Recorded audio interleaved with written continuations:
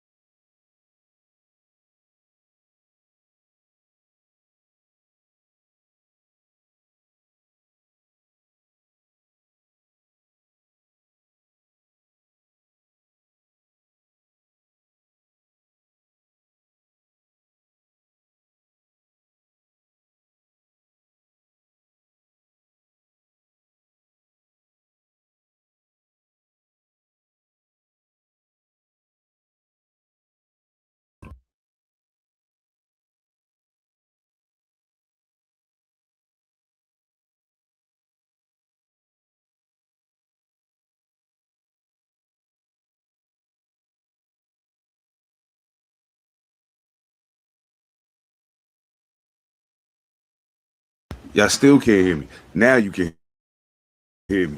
Seven Da Pantha. Welcome to All Purpose Podcast. You know what I'm saying? Again, I am Seven Da Pantha, aka the Carolina Hurricane Ridiculous Slang, aka your baby mama's favorite rapper, aka Pod Strickland, if you're getting the point. Uh yo, it's good to be back. You know what I'm saying? It's been a long run since the last time we was here. So um yeah, I'm looking forward to getting to it. Looking forward to getting to it with y'all, man. Looking forward to getting to it with y'all. We got some new shit we're doing tonight too. Something that I think is kind of overdue.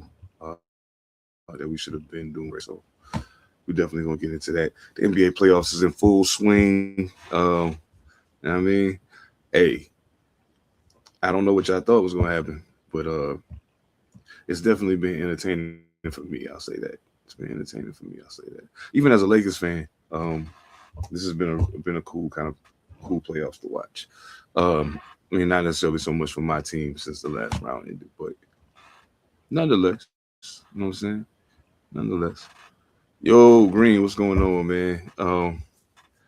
I was just lamenting on how sad it is. What's going on in the Western Conference right now? Um, yeah, I had my fears about how this was going to shake out. Um, and it's doing exactly what I thought it was going to do. I think we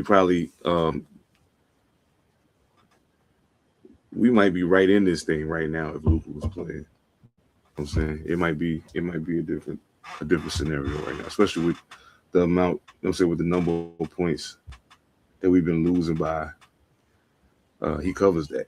You know what I'm saying? Then I think having that other scorer out there when Austin Rivers wasn't shooting well might have inspired him to pass the ball a little more. So, and I'm not saying that to say that we ain't, we literally facing a better team. So like let's be real about that. But um yeah, it's just that it um hasn't gone the way I thought at all. And there was a question that was asked earlier today, and I'm gonna wait till the guys get here to get into it. But there was a question that was asked that made me think about the actual situation. that the Lakers find themselves in right now and what that means for the future. Um, yeah, yeah, it's some things that need to change over there. Some things need to change big time. And um, I tried to give it. I gave it a shot. I gave it a shot. I'm not sure the JJ Redick thing is working. So we'll see. We'll see. Um, well, I was gonna wait till they got here to get into all of the shit, but I'm gonna go ahead and get into some of it right now because time is of the essence. I am not a Ohio State University fan. Never have been. Just not. You know, they have some players and some. They've had some teams that I thought were really really good, and they've had some players that I really really fuck with. But I'm not sure how many people are aware of the sexual abuse lawsuit that's been kind of rolling over there at Ohio State. It's been rolling for a little while now. Now, the doctor who is responsible for this died. He passed away in 2005. His name is let me get his name right. Richard Strauss, Dr. Richard Strauss. And there are a plethora. There's 30 former football players at this juncture, but there's also wrestlers, I think swimmers, and some other athletes, male athletes. Um, they've joined the lawsuit as well. Like so, in a nutshell, this guy was essentially utilizing his position as a medical professional to sexually abuse all of these young athletes, and many of them, because of the prestige of being at Ohio State, chose to stay silent for a very very long time. This all happened between, I think it was 1979, 79, and something like that. Something like that. Give me a second. I hear somebody at the door. I'm about to bring them up. See what we got going on here. Thanos, what's going on, brother? What's happening? Good to see you, man. Good to see you. Good to be here. Welcome, everybody. How's everybody out there doing tonight? Everybody good, man. Everybody I think doing good right now, except unless they Ohio State fans, because of what I'm talking about right now. But so I mean, I don't know how familiar y'all are with Ohio State, but I'm Washington, Ray Ellis, and Keith Ferguson, who all were they all played on the Rose Bowl team together. They joined the lawsuit as well.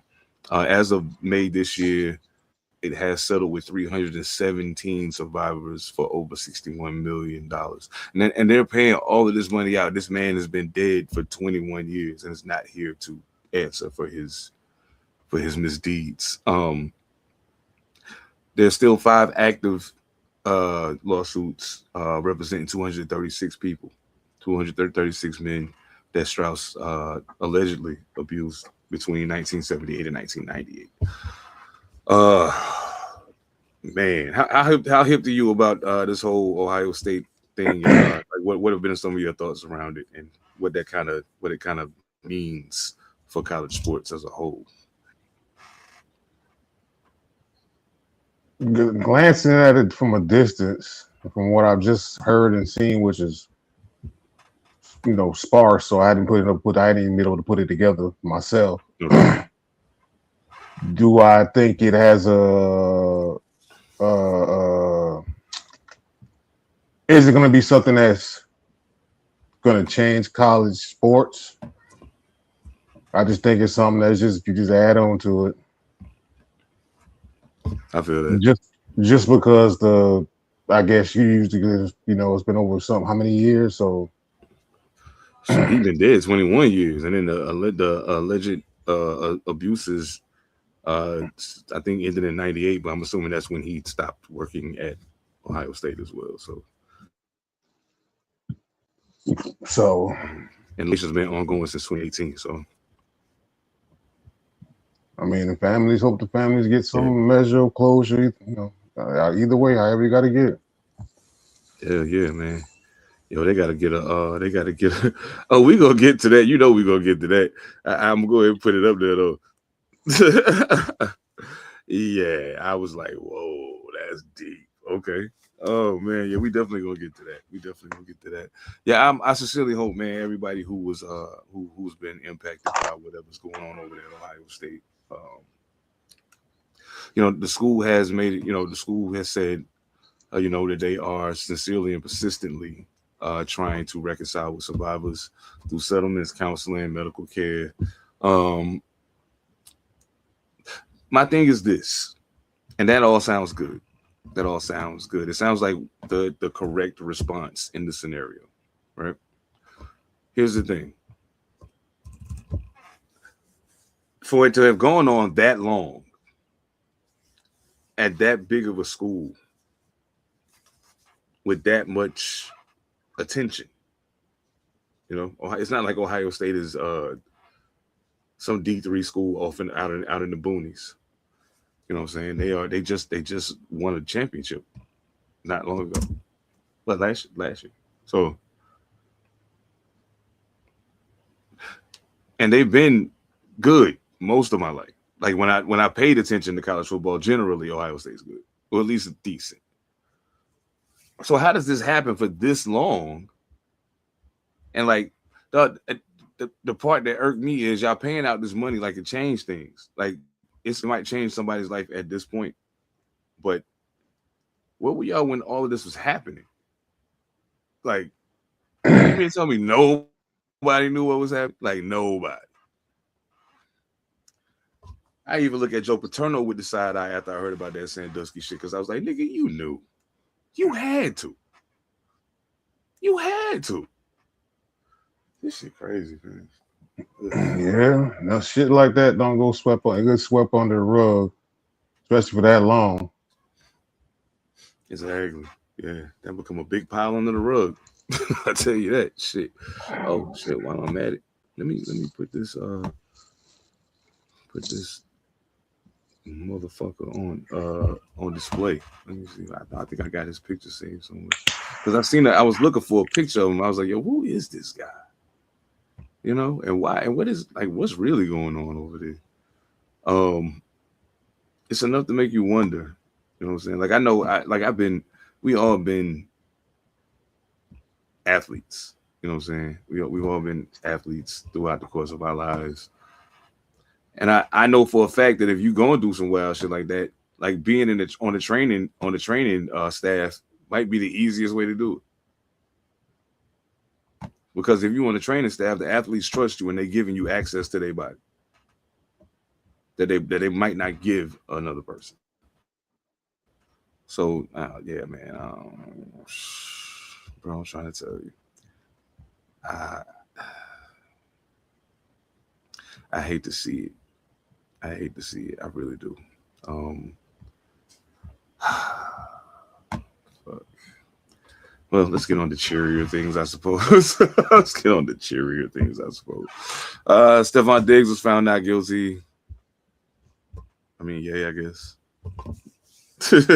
Yeah, I guess. He immediately put out a statement about, now he wants to focus on getting back to the Patriots. I'm not so certain with everything that has occurred with Mike Vrabel that the Patriots are in a rush to get Stephon Diggs back on the roster. Thoughts? No, you can't. Now you can't be unfair. Now, if the head coach then did it, you can't hold it against the player. Well, yeah, you can't. I feel. But see, the difference is though, like this was like this lady said you choked her ass out. You know what I'm saying? Like it ain't like you just sliding around doing some. You know what I'm saying? Being extracurriculars. Like not that that's any better, but I'm just saying. Like, well, I mean, but you beat it though. That was probably a bad choice of words, but wow. That's probably a bad choice of words, but I'm just saying, you know what I'm saying? Like he I've always had questions about Stephon Diggs anyway. Something about him that makes me question him. I just be like, I don't know, man. Like you seem a little, and he's a receiver, so I don't want to necessarily automatically think the worst. You know what I'm saying? But receiver privilege, I'll admit it. It's okay. But there's something to the whole concept of, and I've always been one to admit that there is something to the concept of the wide receiver being a diva. There's something to that. You know what I'm saying? If you ask any wide receiver worth their weight in cleats, they're always open. Nobody can guard them. They're always open. I'm speaking from experience. So I mean, I don't know, man. I sincerely hope that he finds a team and maybe find some stability and can cut out all the wild shit. That's a wild boy though, man. Stephon Diggs is a wild boy. Like he always been a wild boy.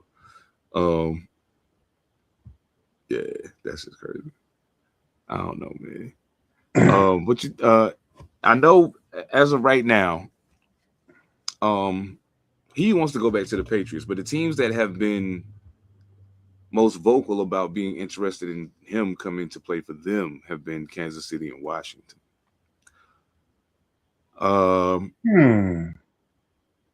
Which of those you think would be the best? I mean, obviously Andy Reid's on one of those sidelines, so I mean it's kind of a cheat code. But I mean, taking the whole of the situation into consideration, what do you see the best fit being for Stephon Diggs? If you're giving me that, then could Drake maybe better this year? I mean, yeah, better this season and consistent. That's a good choice.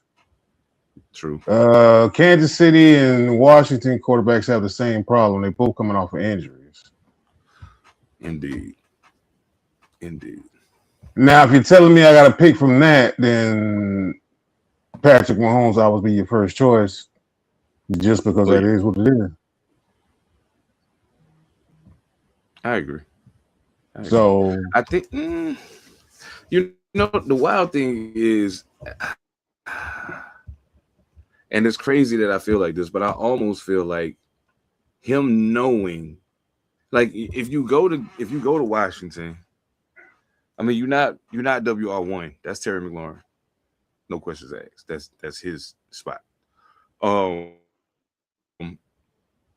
and at this juncture of Stephon Diggs' career, that makes sense.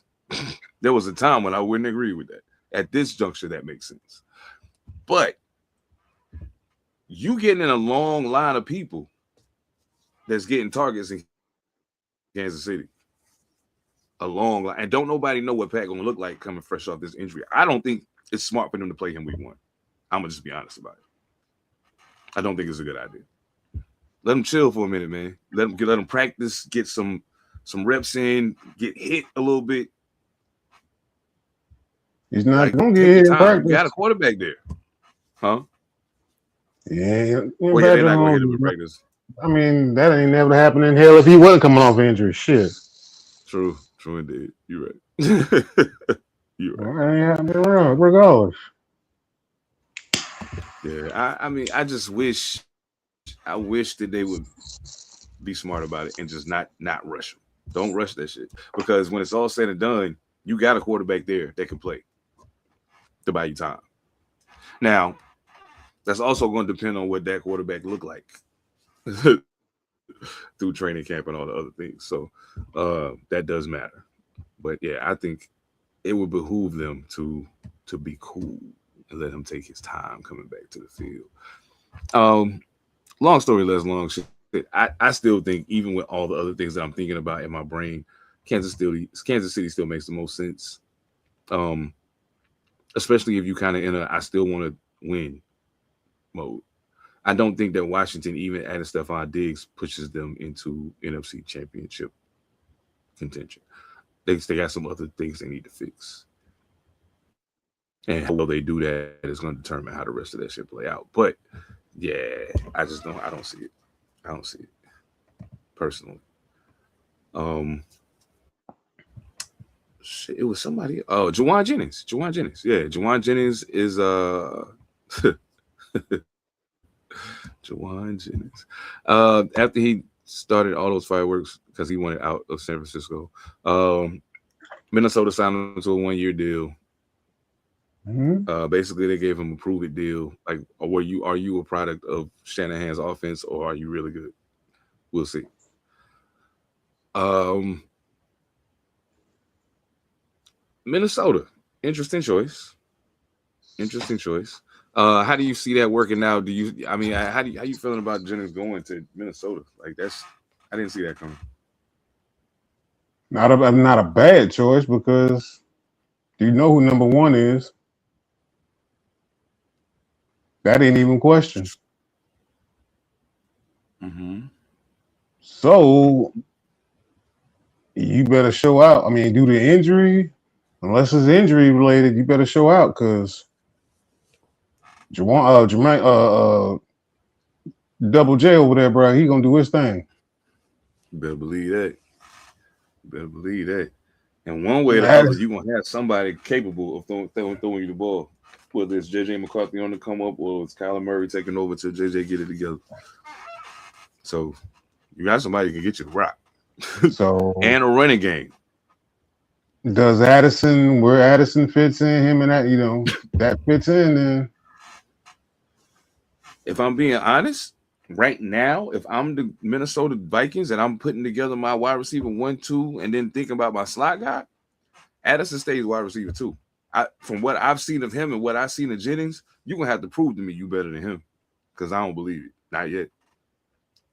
And I fuck with Jennings. I think he's a talented cat. But when it's all said and done, I seen Richard Justin Jefferson getting double teamed, and then teams have to stop double teaming him because they're like, this nigga's killing us. Like, we got to do something about this. You know what I'm saying? Then JJ went down. Now they double teaming Addison, and he's still getting his shit off. It's like, I like him. I like Jennings too. Don't get me wrong. I feel like he's gonna have to prove that he deserves that number 2 spot. Should he go there? Well, since he's there. Um, Kenny Moore, cornerback, Indianapolis. I know they were trying to trade him, couldn't find a suitable partner for the trade, so they released him. And I mean, it's an amicable thing. He wanted out. They wanted to help him get out of there. Hopefully, they was gonna try to get him somewhere where they could, at least get something out of the deal. But when it's all said and done, the biggest thing was just getting him out of there because he had asked nicely, just let me go, man. You know what I'm saying? Just let me go. We need a corner. We need a corner. We need a corner. Oh man, boy, do we need a corner. We could use one, a good one. I don't know what y'all defensive backfield. Y'all defensive backfield pretty good though. Y'all DB is all right. yeah, we got Horn and Yeah, Jackson. man. And Jackson showed out sometime. Motherfuckers thought they was gonna pick on Mike Jackson. Vince, what up, bro? They thought they was Yeah, gonna pick on Mike Jackson. He didn't goddamn snatched a couple people out the guy. He just snatched a couple of dreams away. Man, that's you ain't never lied. You ain't never lied. Some shit I heard, I giggled at first when I heard it, but then I thought about it and I was like, man, that's kind of crazy. But I think it's probably a good thing because one of the things that I was peeping, like the backup quarterback market is a little weird right now. It's a little weird. There's a couple of teams that got backup quarterbacks that I feel like they only there because it's cost effective, not necessarily because they think that this person is going to win football games if my quarterback goes down.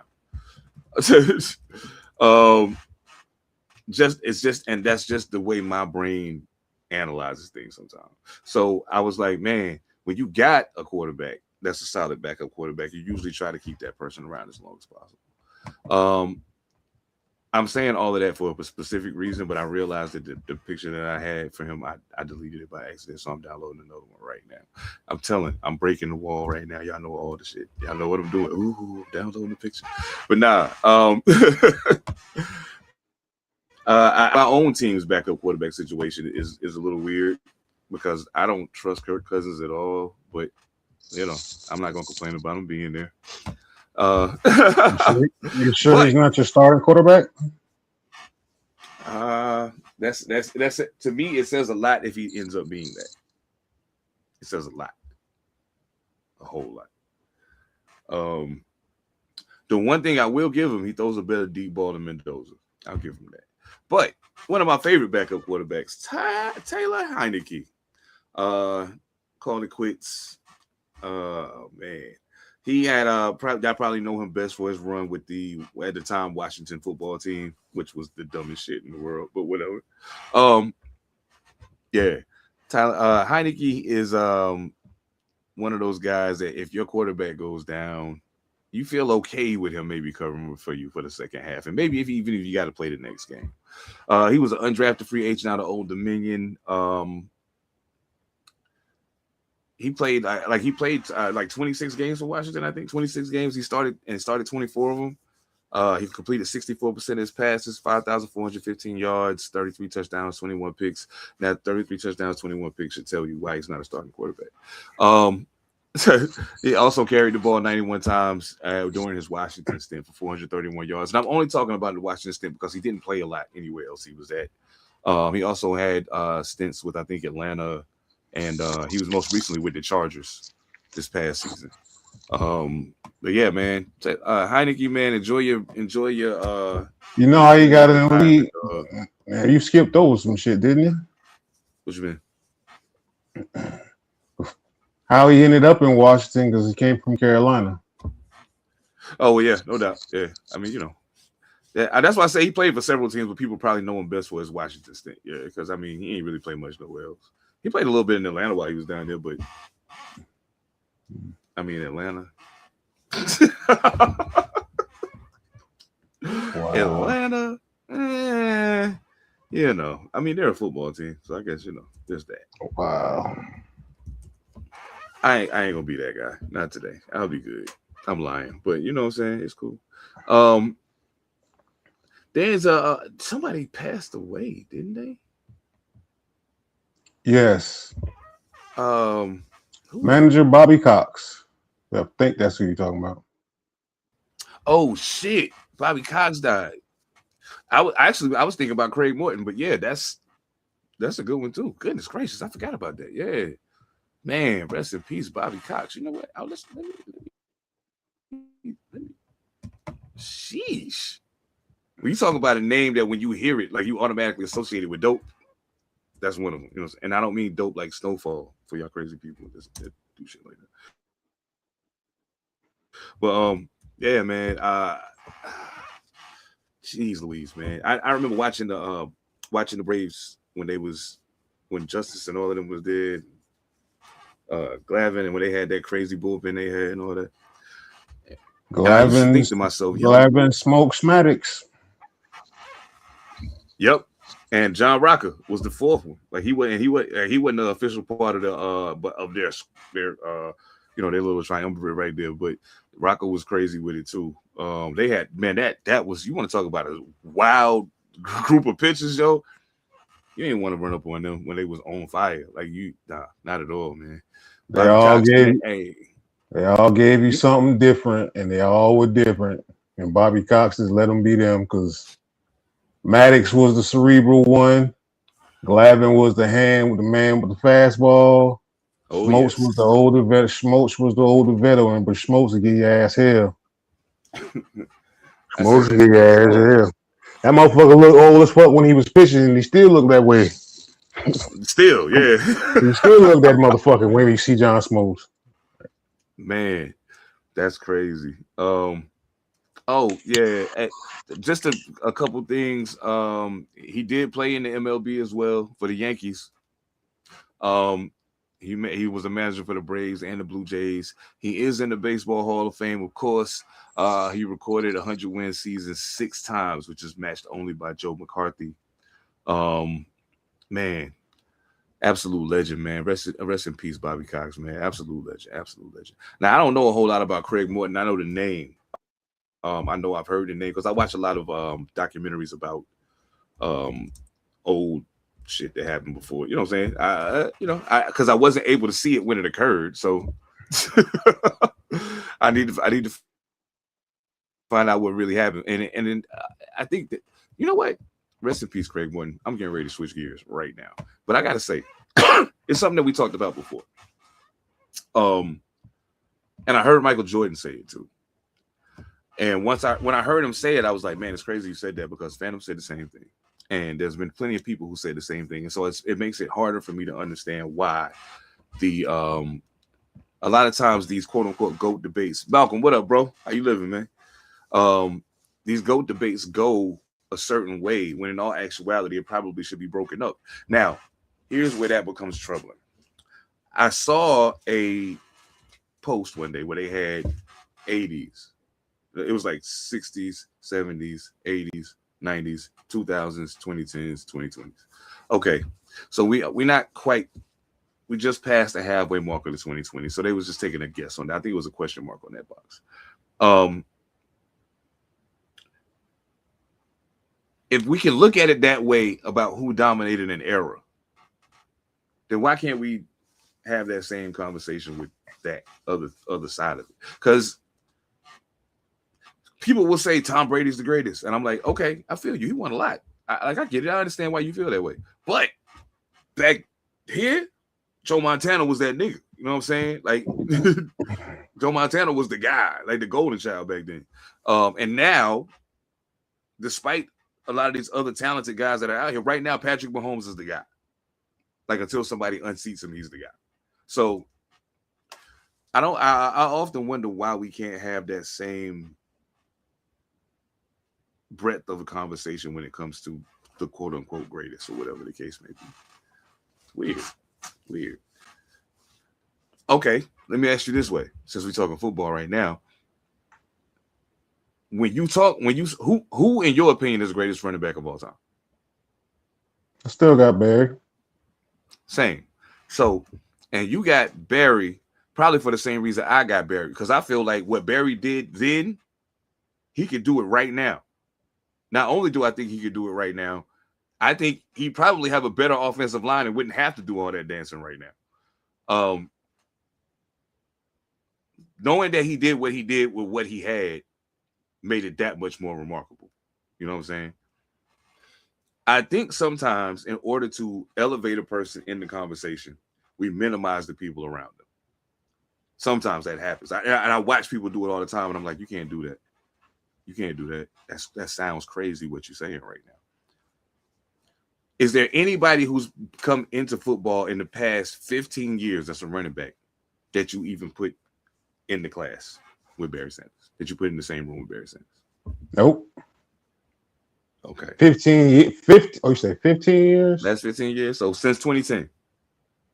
That I put in his class?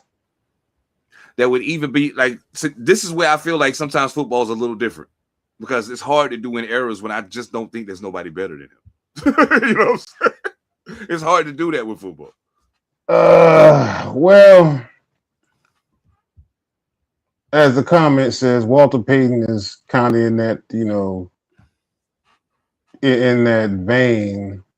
But what we can't do, we can't let just let the past be what it is, because you'd be doing a disservice to LaDainian Tomlinson, Adrian Peterson. Congratulations on going to the Minnesota Hall. Well deserved.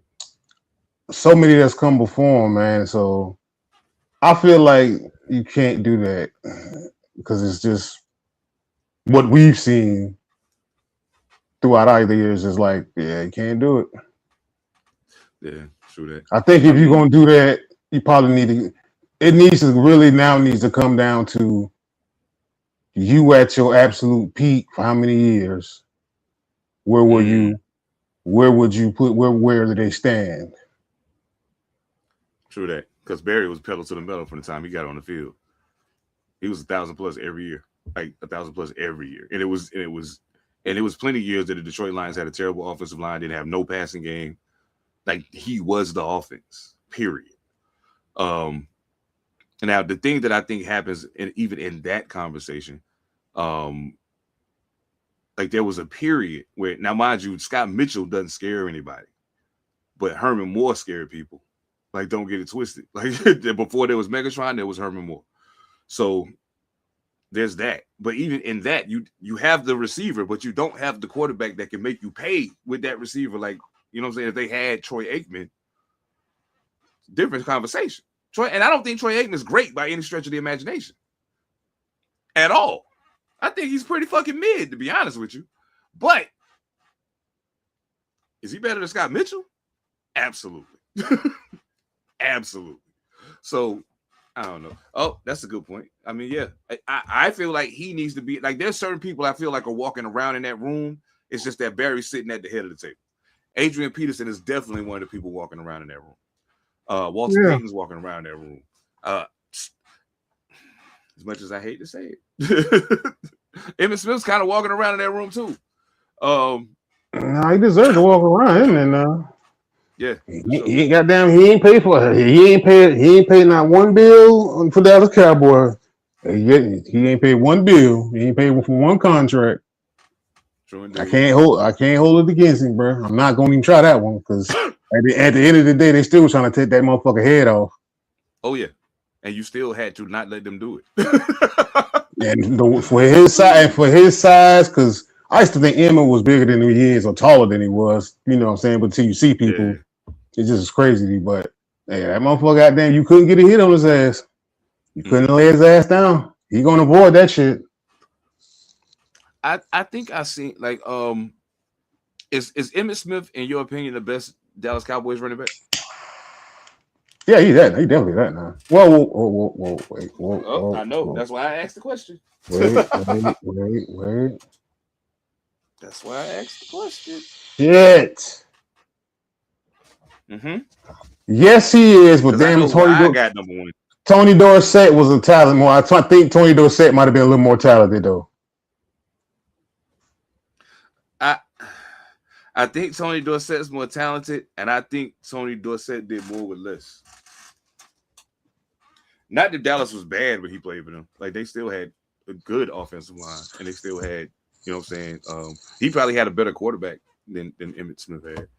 No, he didn't. He had Danny White. Nah, he ain't better than fucking Trey. Jim Brown definitely is walking around in that room. The thing for me with Jim Brown is that he did this of his own volition. He walked away. You know, he just said, all right, that's it. I'm done. Calvin Hill, yeah, should probably be in that. It's a lot of people I feel like are also standing right outside the room. And it's like, in my personal opinion, Marshall Faulk is in the room. He's in the room. When I think about all around running backs, yeah, he's definitely him, LT, and you think Jerome Bettis is in there? He's standing right outside the room, right outside the room. Like, and it's like you standing right outside the room, but you kind of got your foot on the threshold. The only thing for me that some of Jerome Bettis' higher yardage season, his yards per carry wasn't great.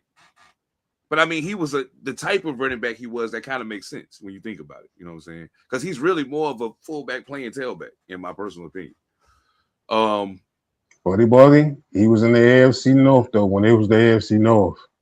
Indeed. And that motherfucker goddamn laid hell to people. Woo. There's only one other motherfucker I think was worse hell than him. And I don't even know. We don't even count him as a running back at the goddamn time. We count him as a fullback, and he was down there. He's a big white guy down in Tampa. You talking about Mike? There was that big white guy down in Tampa. He's a problem. He was a problem. So he was definitely a problem. Yeah. And his career, he didn't have the longevity.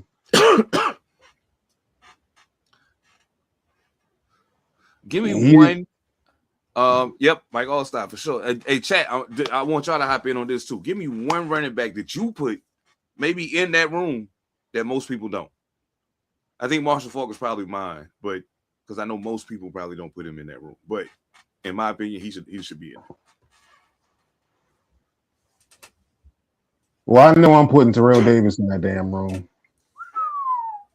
Yes, indeed. Oh, that's a good question, Benz. That's a good question.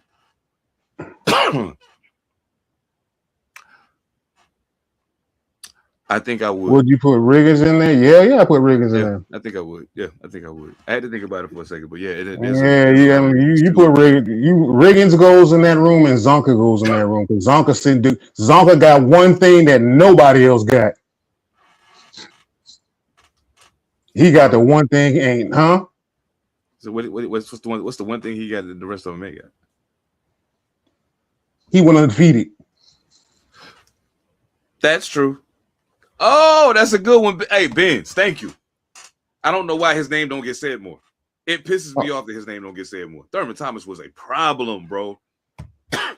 Everybody think about the Buffalo Bills going to those Super Bowls. They automatically think Jim Kelly. They think Bruce Smith. They think Andre Reed. I'm like, dog, who do you think was the actual motor of the offense? It was Thurman Thomas. Running, catching. It was Thurman Thomas. Jeez Louise. Oh, it breaks my heart to see him get slept on the way he gets slept on. Hey, Benz, Barry was in the league before Thurman. Yeah, Barry was in the league. Yeah, I think. Yeah, Barry was in the league before Thurman, bro. Hold up. I'm getting ready to do some research right now. Yeah, Barry was in the league before Thurman. Barry Sanders. Dang. Oklahoma State, 19. He got drafted. 1989. There you go, right there. Got drafted 89. Thurman Thomas. I might be wrong, but I don't think I am. Thurman Thomas was drafted in 1988. Oh, 1 year off there. Okay. Yeah, Thomas was in a year before. Yeah, he 1 year up. He 1 year up on him. No doubt. I could dig it. I could definitely see similarities in that game, but I think Thurman Thomas has a bruiser side to him that Barry Sanders don't necessarily have. Come on, bro. Ain't nobody. I know I never slept on Thurman Thomas because hell, if you were a kid and you had Super Tecmo Bowl, you wanted to beat somebody's ass and play with Buffalo. Yes, indeed. Oh, okay. So, man, you read my mind, Green. Thank you. You read my mind. I was just about to say his name. Well, throw it up one time for Marcus Allen. I feel bad for Marcus Allen because Bo Jackson made a whole lot of people forget about Marcus Allen. And I hate that. Because Bo's run was so short. And Marcus Allen was so much to the Raiders for so long. Like, it's so unfair. But you know what I'm saying? You see some once-in-a-lifetime shit. The one running back that I don't think he belongs in that room. Like, I'm changing the conversation just a bit. The one running back that I would have loved to have seen his career evolve and him actually get a chance to play with a team was Fred Lane. I enjoyed watching that young man run the football. Night Train Lane? Fred Lane. Oh, my goodness. Night Train Lane. Rest in peace, Fred. No doubt. Yeah, absolutely. Rest in peace, Fred. I enjoyed watching that young man run the football, yo. I ain't going to lie to you. I was a fan. I was a bona fide fan. And I feel like had he had an opportunity to bypass some of the nonsense he was dealing with outside of the game and just focus on that, I think we might, you know what I'm saying, it might be a different kind of conversation going on about the history of the running back position for the Carolina Panthers. But that's just me. I fuck with Fred Lane heavy, though.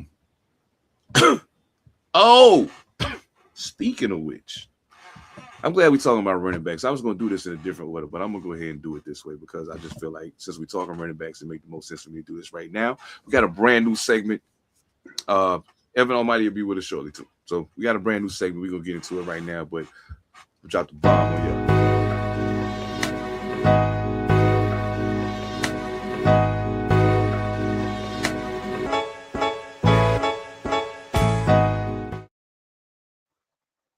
Right.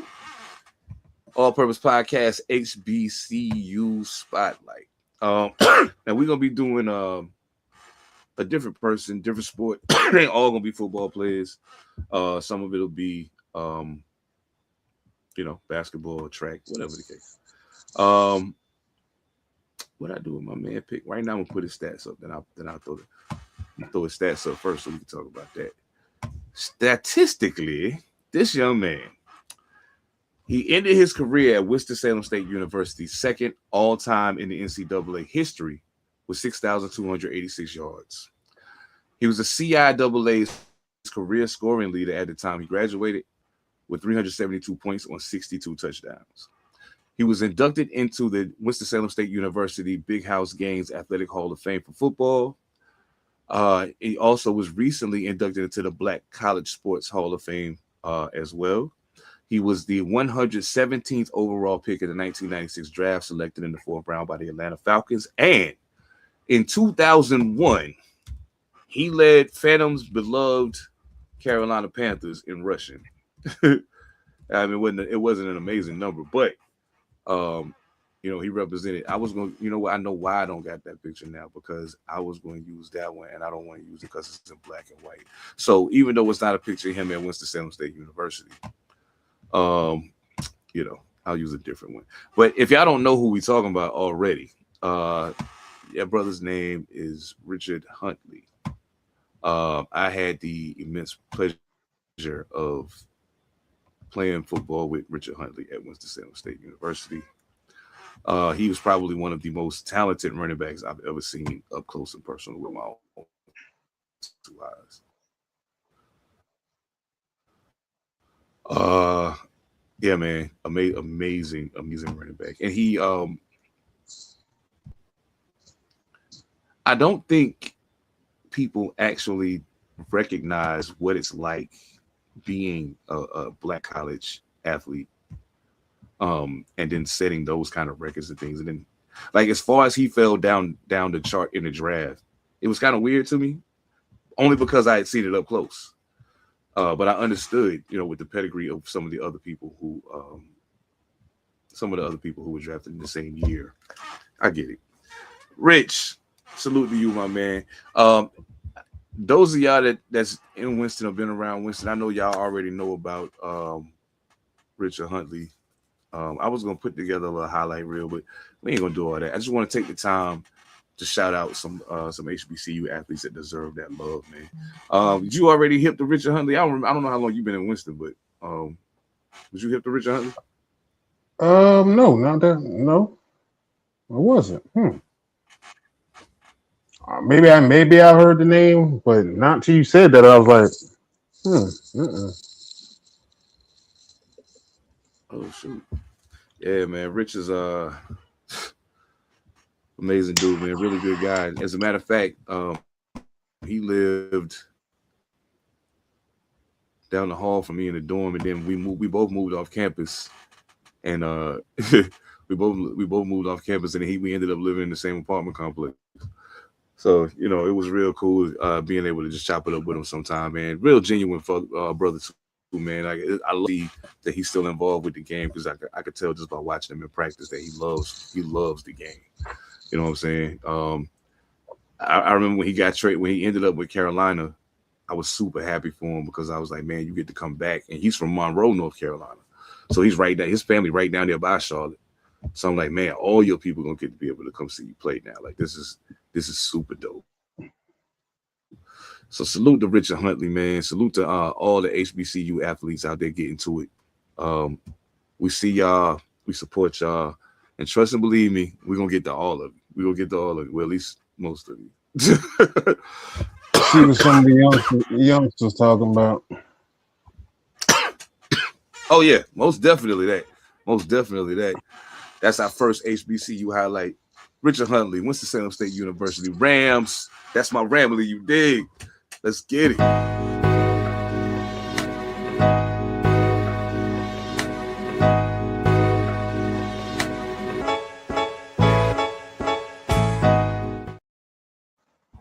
Yeah. Rich, get your ass off the screen, man. It's our show. Anyway. I just had to send Evan another link. He said it wasn't working, but he'll be here momentarily. So, hoop shit. Now, I know it's the NBA playoffs. I know. I know. But before we get to that, I was very, very, very happy to see the WNBA season getting fired back up.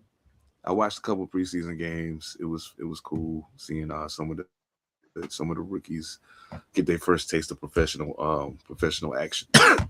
And it's actually been good to see how some of them have from seeing them play in college, how their games have evolved. I'm absolutely loving watching Raven Johnson in Indiana. She's doing a great job.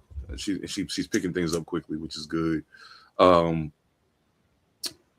what's her name? Uh, Olivia Miles. Yikes!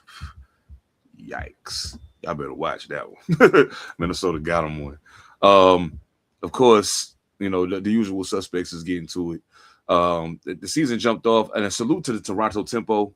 This is their first year in the league. Um, they only lost their first game by 3 points, 68-65 to the Washington Mystics. Salute to Sonia Citron. She dropped to 26. Shakira Austin had 18. For Toronto, Marina Mabry getting a chance to be the one. She dropped 27, but she was 3 for 9 from 3-point range. Got tighten that up a little bit. Brittany Sykes, she was 0 for 5 from 3-point range. So sounds like Toronto got a little work to do from long distance, but it's okay. Just loving to see the ladies back to work, man. I'm enjoying every minute of it. I went back. The game had already ended by the time I got home, but I went back and rewatched the Dallas Wings playing against the Indiana Fever. For very basic reasons. I like watching Paige play. I like watching Caitlin Clark play. I like it's players that I like playing on both of those teams. I'm a super big fan of Kelsey Mitchell and Aaliyah Boston. So it was good for me to see them lead the charge. Kelsey had 30. Aaliyah Boston had 29. Caitlin Clark had a rough shooting night. She scored 20 points, but it was a very inefficient 20, and she had 7 turnovers. I don't say that to pick on her. I say that to speak to the reality of what happened on the basketball court. Enrique shook off. She had a rough season last year. Really rough season last year. She dropped 22 to lead Dallas. I think she was 8 for 15 from the field. And of course, Paige Buckets dropped 20 points, 8 for 10 from the field. Super efficient. 3 rebounds, 4 assists, 1 steal. Yeah. I think Dallas might do a little something this year. I'm looking forward to it. They beat Indiana by 3.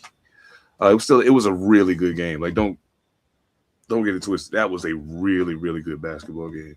And I want to see what Indiana looks like when they're clicking on all cylinders, like when Caitlin Clark finds her groove, what it looks like when they're all firing on all cylinders. I'm interested in seeing what that looks like. Oh man.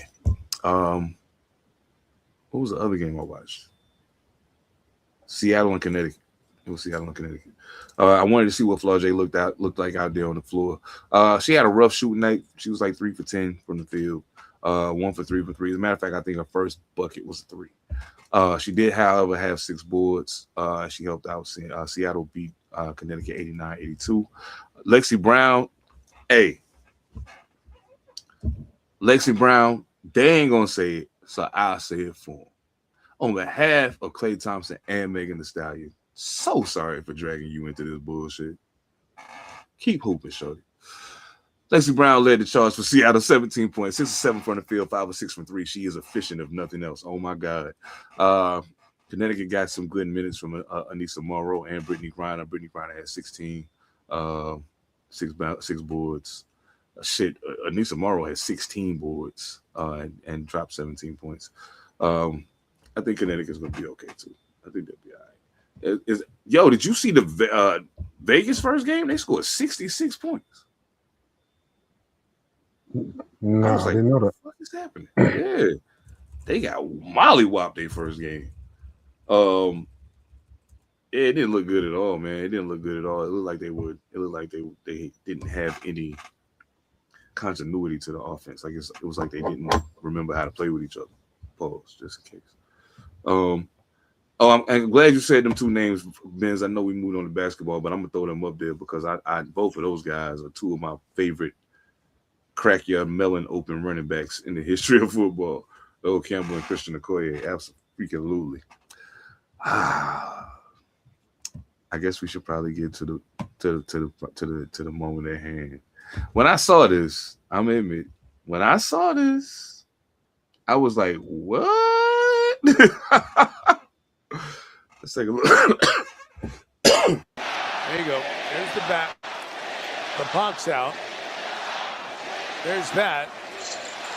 Oh, that's ooh. That's a problem for the Spurs. Yeah, that's Vic said, enough of this monkey shit. Get your ass away from me. Phantom. Hey, man, your Frenchman out there wilding, dog. But he did not get suspended. His ejection from the game stands as his only punishment for that. So there's some people saying if that was XYZ person, it would be a different outcome. For those of y'all that said Draymond Green, y'all should shut the fuck up. With his track record, it should be a different outcome. There's some new shit from Wemby. But right now, y'all going back to San Antonio 2-2. Did you see this coming? Nope. But I ain't mad about it though either though. I ain't upset about it. I'm a tad bit, but you know what I'm saying, Oklahoma City gets to chill get to chill and wait to I don't like that part. Wemby, the whole Wemby play, man, it was like, yo, you gotta think on that one, big guy. Yeah. Think on that one. You gotta catch it, you gotta you want to throw you push him on the ground or some shit, but damn, don't throw the elbow. Yeah. I understand you don't want to get fucked with. You feel like you're getting fucked with. Oh, he was, definitely. I mean, that's one thing I was trying to say to somebody. I was like, man, they've been all over him the whole game. He finally got tired of that shit. You know what I'm saying? Like, he finally got tired of it. But, we were still close to winning the game. Still hanging around. But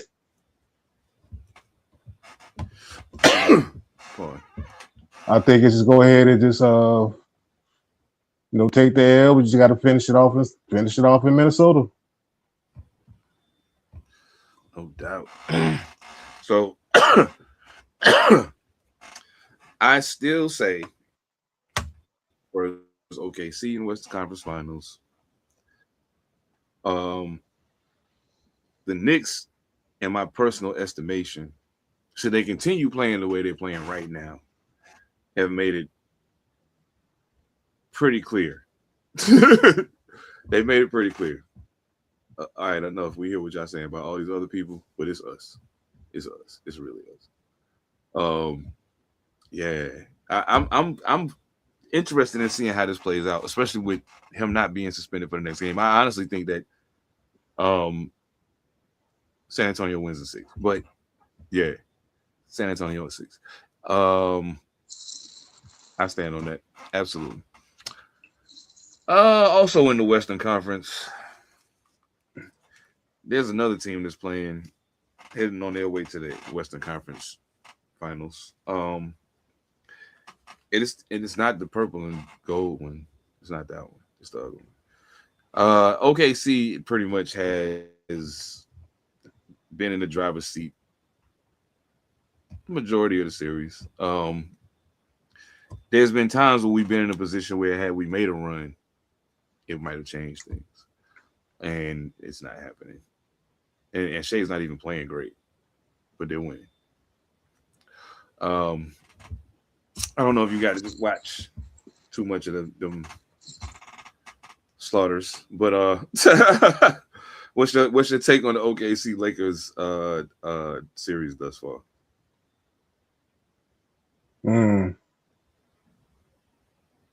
Boy. What I thought was gonna happen, but okay. That's what you thought was gonna happen? Excuse me, yeah. I didn't think Luka was coming back. As soon as they said Luka will be back for Game 5, I was like, "Oh, y'all know this is gonna be over in 4." I got you, no doubt. Yeah. So I didn't think anything less. I mean, Austin Reeves.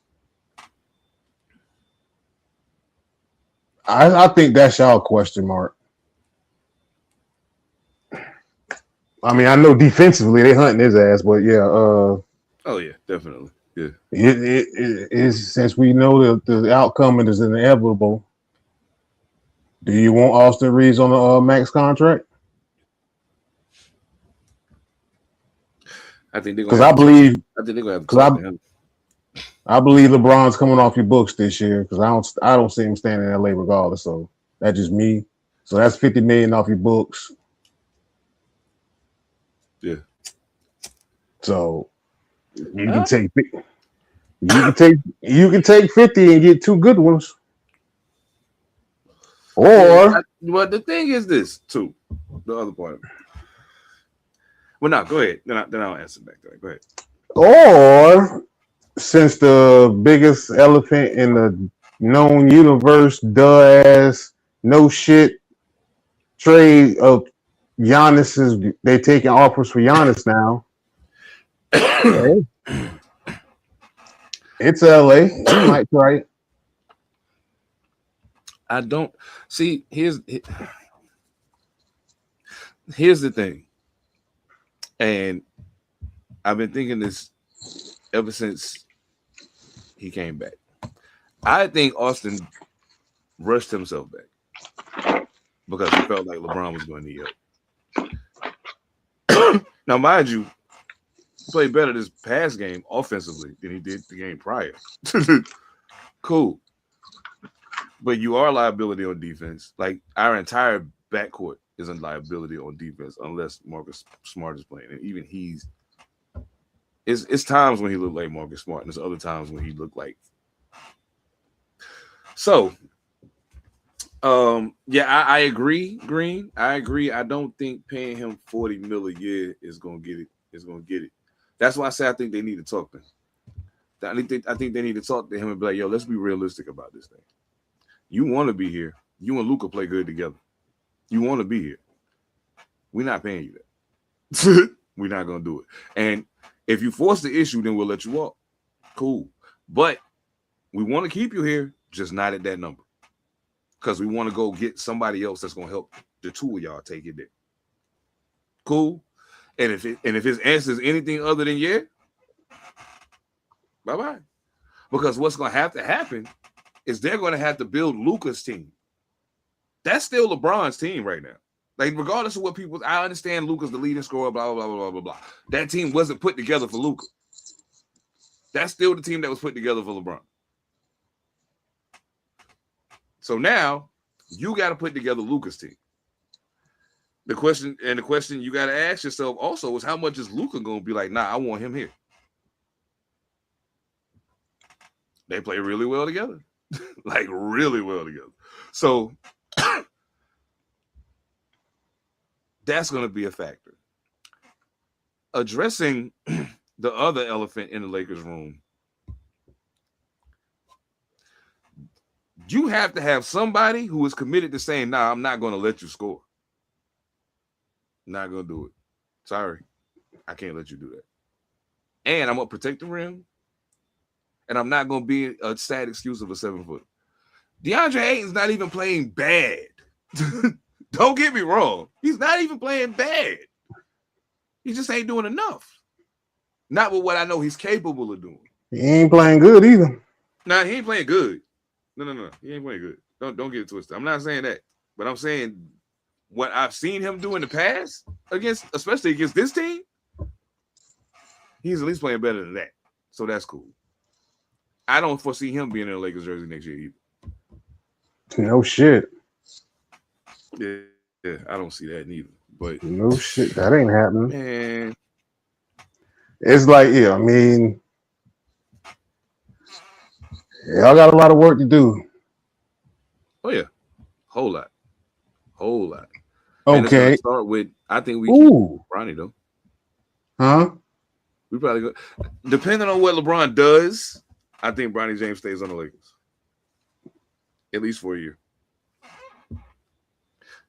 And if nothing else, they'll keep it. I think if LeBron leaves, he'll stop being so scared to shoot.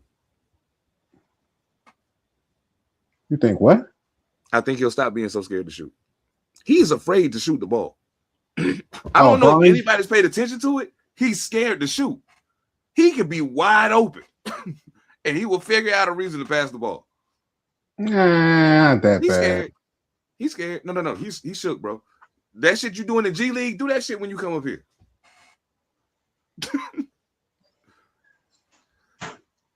The answer to that is no, Benz. No, he won't.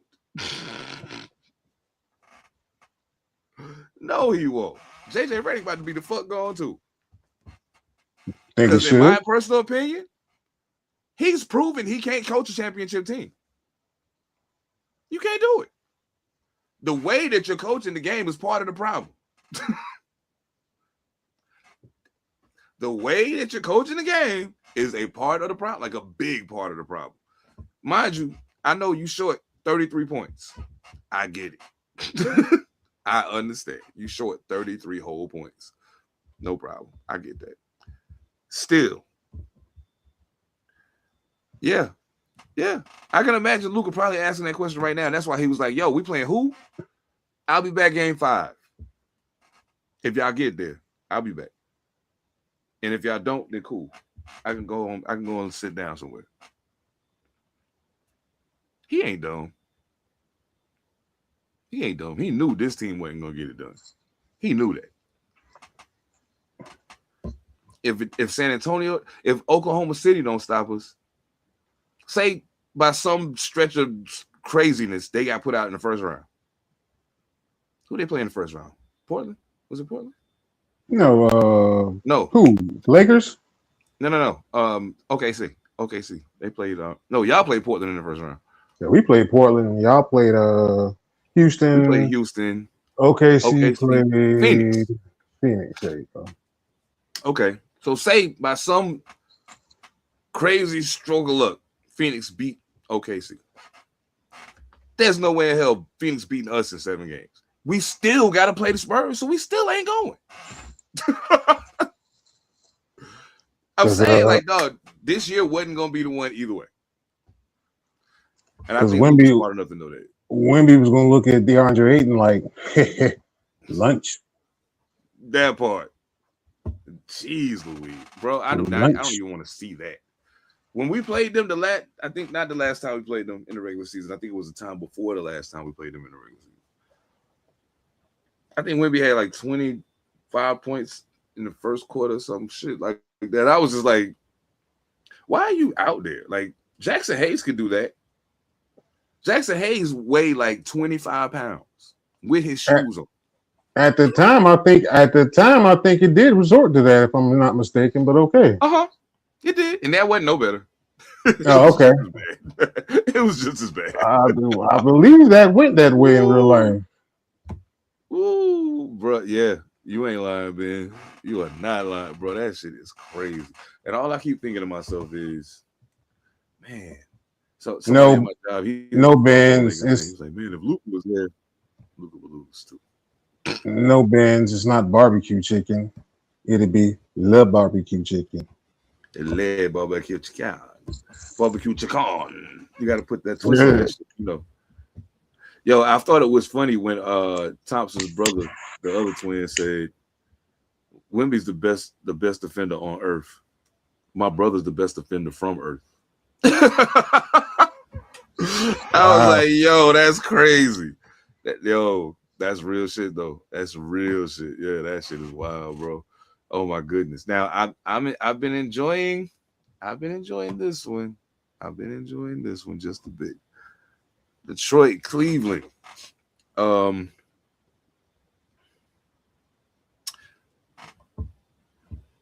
what are your thoughts thus far on the Cleveland and Detroit series? Tonight looked like the end of it. They looked like they were trying to salt it away and damn near give it back away a little bit, but they held on. They held on. Donovan Mitchell did play well tonight. When they played Saturday? When they played last Saturday? Yeah, that was last Saturday. Yeah, Saturday, yeah. Yeah, last Saturday. Shit. James Harden said, shit, what y'all talking about? I don't know what y'all talking about. Yeah, he did. And then he went 5 of 14 tonight. Yeah. Yeah, at least He he had gave you 11 something. dimes though. He had 11 dimes though. I ain't gonna front. So I mean, he was still. I think his plus minus was like +9. So I mean, he still did something. But Spider, he's 50% from the field, but he was 4 for 12 from 3-point range. I think it might behoove both of them to use their ability to get to the hole a little more than relying on 3 points. Between the two of them, they shot 21 3-pointers. I think it might behoove them to use some of that. Like I know Spider's been pretty consistent with it since the playoffs started. But James Harden will have moments, and then all of a sudden he'll just start falling back to the three again. Yeah, it feels like he don't want to take that bitch in there sometimes, bro. Just take your ass on down there, dog. You can do it. Just take your ass on there. Yeah, what the hell you scared of? You gonna be all right. Don't worry about it. I feel bad for Cade Cunningham, man. I feel bad for him. When your most consistent offensive partner in the starting lineup is Tobias Harris, That's a there's scary ass something sight. very, very wrong. That's Something a is scary proposition. very wrong. Yes, absolutely. Something's wrong with that. I am I like Jalen Duren. I think he still needs a little polish, but I like him. I like his effort. He gives good effort. Plays defense. You know. Oh yeah. Shitty man. He trying. You know what I'm saying. You know that he tries. You know his offense comes and goes. You know he lives in the paint. So yeah. You got there contesting with a former defensive player of the year, so it ain't like it's an easy ride. You get that Mobley jump. ain't no slouch down there. Get you a damn jump shot, consistent jump shot, good spot, couple spots on the floor. He'll be all right. Oh yeah, no doubt. I think He the ain't gonna biggest cheat tell, you. the biggest tell for me though was that he only had 2 boards tonight. That was big. So I was like, yo, how they keep me off the glass? Like, I mean, and he hasn't even like lately. He been matched up more with Jared Allen than with Evan Mobley. But I mean, that ain't no. I don't think that's a whole lot less of a headache as far as somebody playing defense on you. So Jared Allen is also long, physical, pause, and all of the things. So man, Cade, they just got to get you a couple more pieces, bro. They just got to get you a couple more pieces, and you'll be ready. You'll be ready. I like him a lot. He might be my favorite young player in the league right now. Yeah, I'm a big fan of Cade Cunningham, man. Ben's got dog. The dream ain't for every damn body. Yep, Dream has entered the chat. Somebody say, I knew somebody was gonna say it. You know what? I honestly think that it might be a better thing for him to work with, like, because Dream, yeah, he got the Dream shaker. His footwork is crazy, but he's also 7 feet tall. You know what I'm saying? And he's a lot of the way he designed his game. It works. I know that they said a lot of it he built from when he was shorter because he kind of shot up out of nowhere. A lot of these 7-foot guys was guards and then grew. You know what I'm saying? I'd be interested in seeing because I don't think how tall is Jalen Duren's what? Like how tall is he? I'm about to look it up right now. Jalen Duren is 6'10". Okay. Yeah, so, yeah, I just said to the reserve amount 16. Yeah, he's 6'10". All right, so you 6'10". He only 22 years old. You know what I'm saying? Like, yeah. I mean, working with Dream might not be the worst thing. I think another person that he might maybe want to talk to is Dwight Howard. Boy, you took that shit right out my goddamn mouth. I think he might want to pause. Yeah, pause indeed. Absolutely. You took that shit right off tip on. Yeah, that's who I was like. Damn, people don't often say Dwight Howard very often. Yeah, Dwight Howard to me is probably one of the more underappreciated big men, and I think it's only because of just like the time that he played, who he was following behind, like playing center for the Orlando Magic. Like it had to be a buffer in there for like whoever plays center for them now. If there was a great center to go to Orlando now, like you've had enough of a buffer that people might give you a fair shot to build your own legacy. You know what I'm saying? But like Dwight Howard was like immediately, oh, the next Shaq.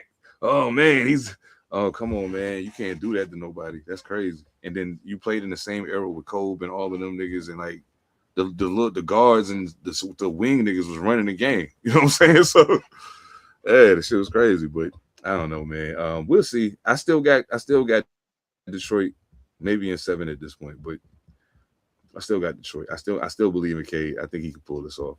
I think he can pull it off. I hope so. I do not want to see the Cleveland Cavaliers in the Eastern Conference Final.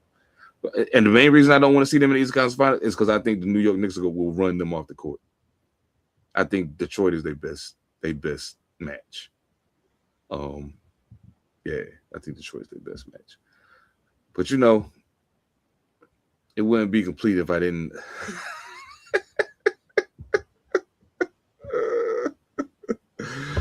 Hey, at least my JV squad get into it. That's what's up.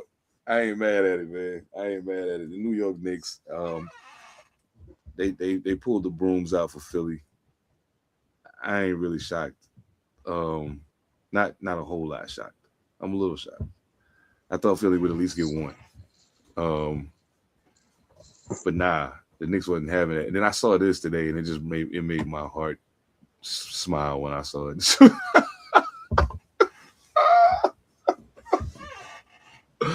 That's crazy, bro.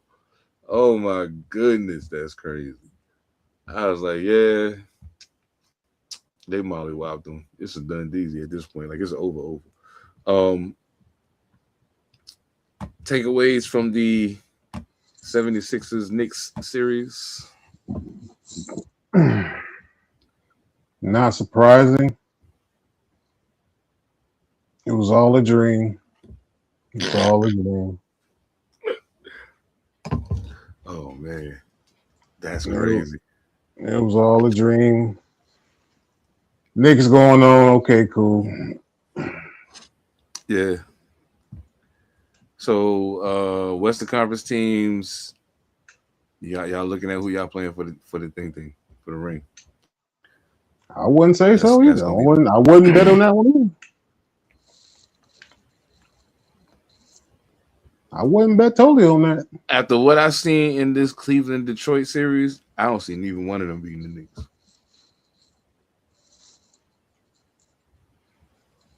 And the Knicks, the last 2 games, basically did that without OG on the court.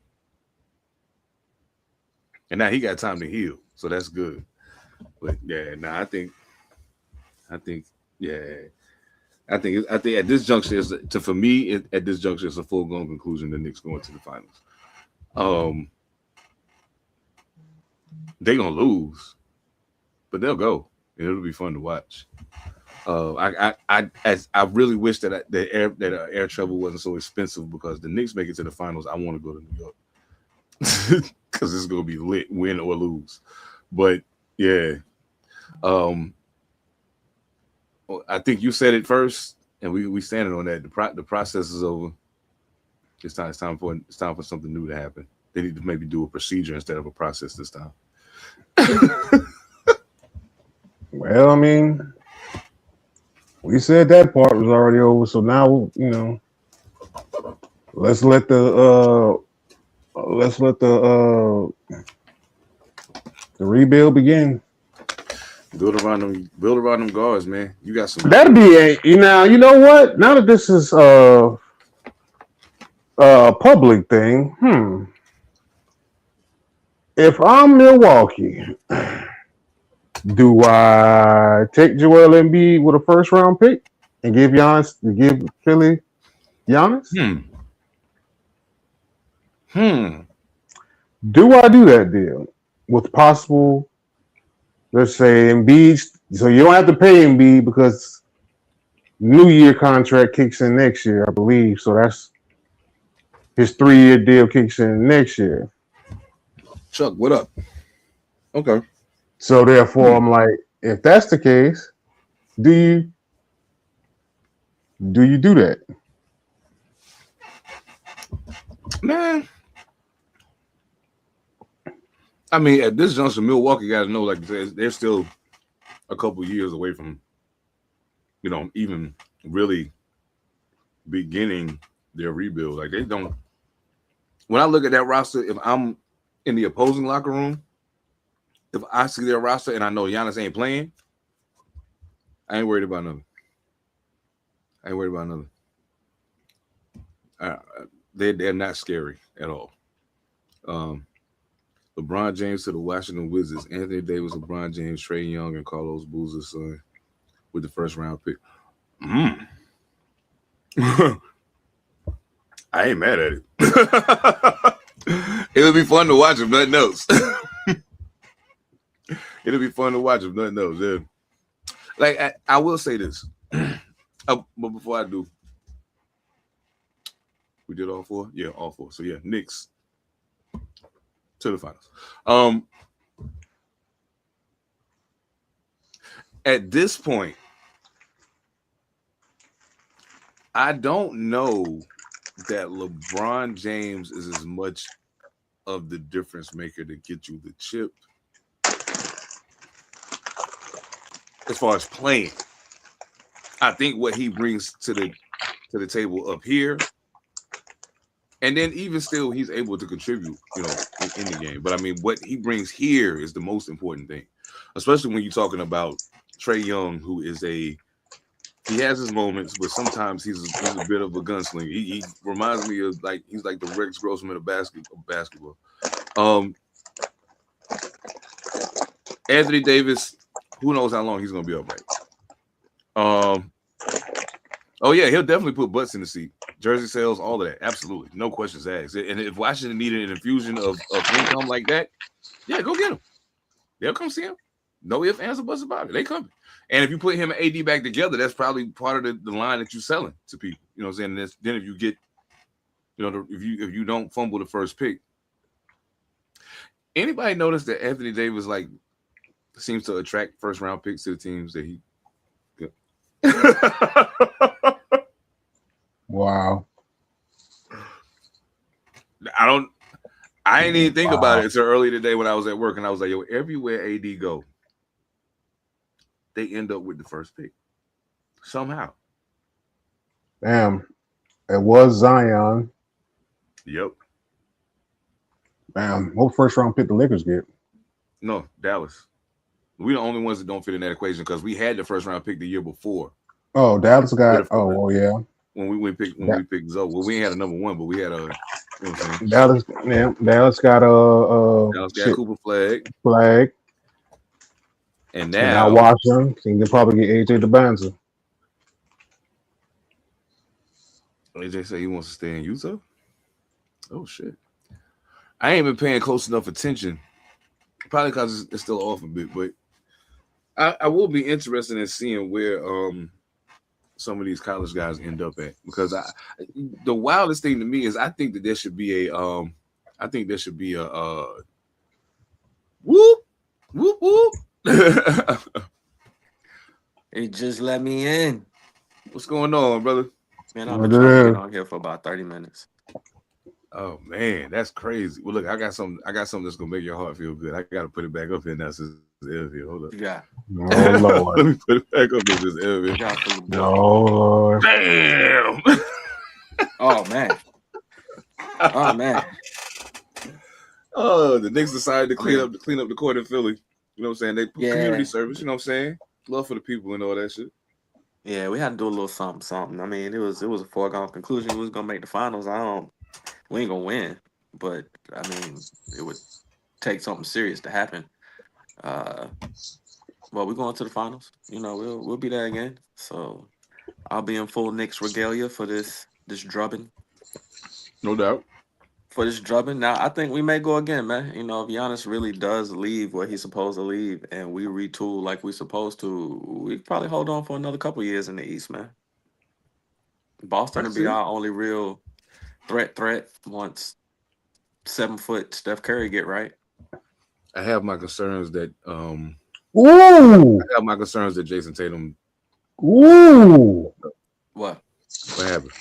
That's what I meant to ask you. When she talk about, I said Giannis for a reason. Because somebody threw it out there, and I can't remember who it was. But I was like, it popped in my head.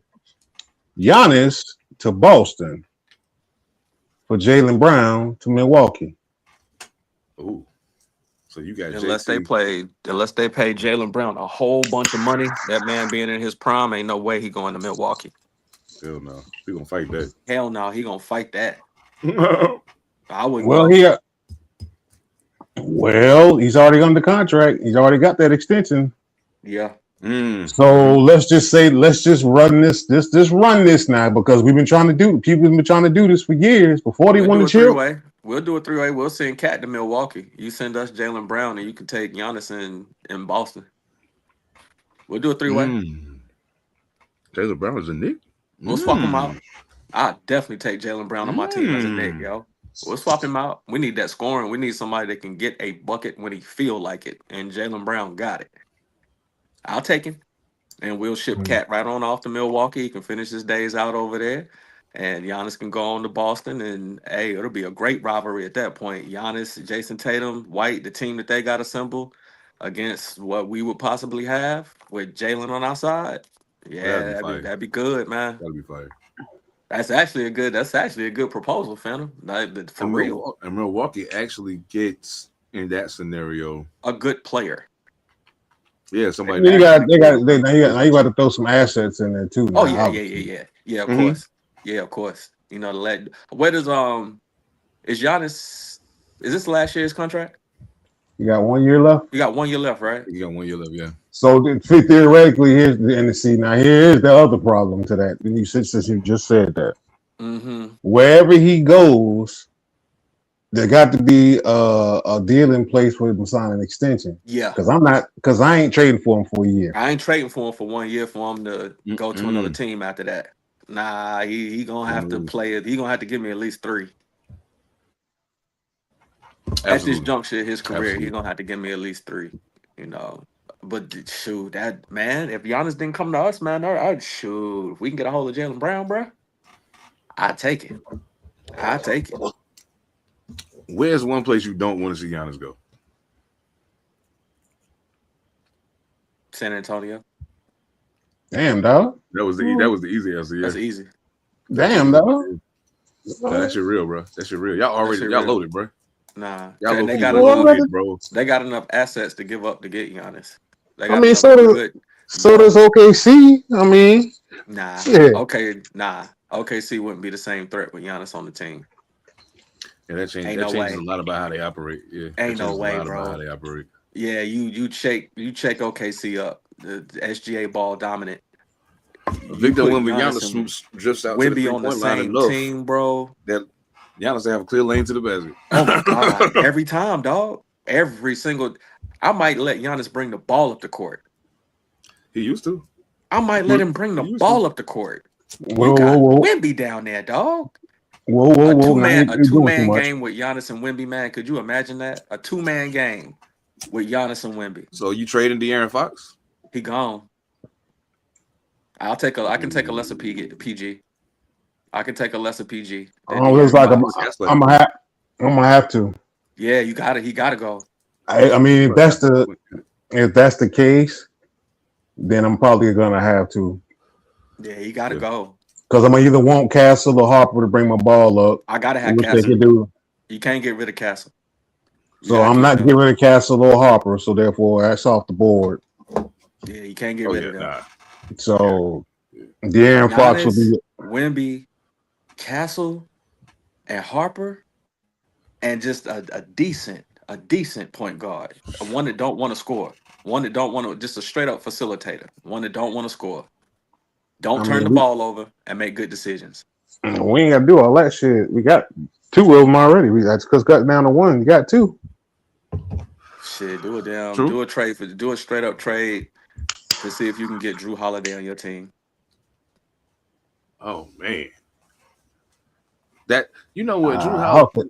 That's one of my dudes, man. Drew Holiday is probably another one of the more underappreciated people. Boy, don't get no love. Like we was talking about people in the NFL, but in the NBA, Drew Holiday is definitely on that short list of people that don't get the recognition they deserve. That's a big guard, man. I don't think people realize how big of a guard he is, yo. That's a big guard. I They don't think he asked.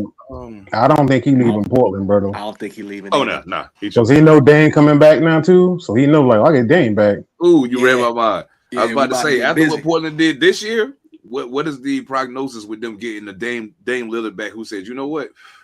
I understand what JT doing. I'm chilling, bro. I come shoot these threes. Then I'm gonna sit back down. I'm chilling. Yeah. I'm concerned about Tatum too, man. I think he came back too early. Mm-hmm. I think he came back too early, Yeah, man. he did. He too big a prospect, too big a that's a superstar. That's not just a star. Jason Tatum is actually a superstar, yo. They should have let that man get right. Or he should have gone to Bron and got some of that Balco.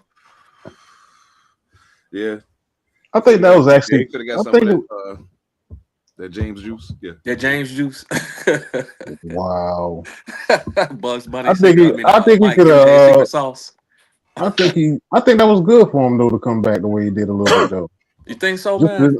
I mean, if he didn't re-injure it, that's the only part about it. You have to fully re-injure it to be like that's a bad idea. But if you're telling me some soreness, Yeah, like a and calf, right? yeah, so yeah, the calf thing makes you worried like hell It because hurt. they I don't like that, man. When they start having so them lower leg injuries like that, a calf can turn into an Achilles quick, man. so that gives him a little time to rehab a little longer. You know, get himself back together, make the timetable a little long on that, and then it should be all right. I hope so. He turned into one of my favorite players to watch. I really hope so. Yeah, I like JT. And it's crazy that I feel I like JT and Jaylen Brown, and it's crazy because they play for the Boston Celtics. So I really want to chuck my guts every time I say that. But you know what I'm saying? Like it is what it is. Like, and Jason Tatum got the double whammy. This nigga went to Duke too. So like, yo, I'm really supposed to hate you, but I can't. Like it's Tatum play crazy. like I Kobe, can't do man. it. Jason Tatum play like Man. Kobe, man. It looked You like want to. Kobe out there. Yo, the wild thing is, bro, I'm never gonna forget when I seen that when Bam scored them 83 points and they showed that picture and then somebody had made an AI picture of Jason Tatum curled up in the bed with his jersey on, holding the fucking trophy, crying and shit because he ain't break the fucking record because he's like, no, he got Kobe pictures all over the wall. Yeah. I was like, yo, that shit is hilarious. I know it ain't real, but that's funny. Jason Tatum ain't nothing but MJ 3.0, man. He 3.0. Yo, you know who was that they called Kawhi Leonard robot Michael Jordan? I think it was Gilbert Arenas. I think it was Gilbert Arenas that said that. Yo, that was what. Yo, I gotta show you. I know you. Oh, go ahead. Max Kellerman, I thought it was. Oh, Max Kellerman was Max. the first one that said it. Yep. Yeah, I was thinking about Max Kellerman said that shit. Yeah, Max did say that. Calling robot. I gotta show you this shit, Ev, because I want you to help me. Like y'all, like we. And the crazy thing is, we can all do it. Because we all was a part of it. But for the HBCU spotlight tonight, we did Richard Huntley, Winston-Salem State University running back. Make sure y'all go back. Y'all can run the episode back if y'all just hopping on. Run the episode back. Go back to that. Show you. But I'm gonna show you the intro. Like HBCUs everywhere. Y'all stand up, man. I'm gonna do this one more time.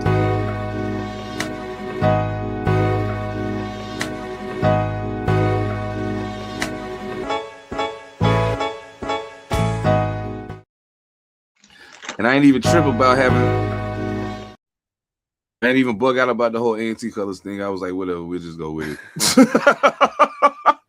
We'll just go with it. I'm fine. It's cool. Come on, man. Don't do us like that, man. Oh, man. Nah, I got love for my Aggie brothers and sisters too, man. All HBCUs. One love to y'all, man.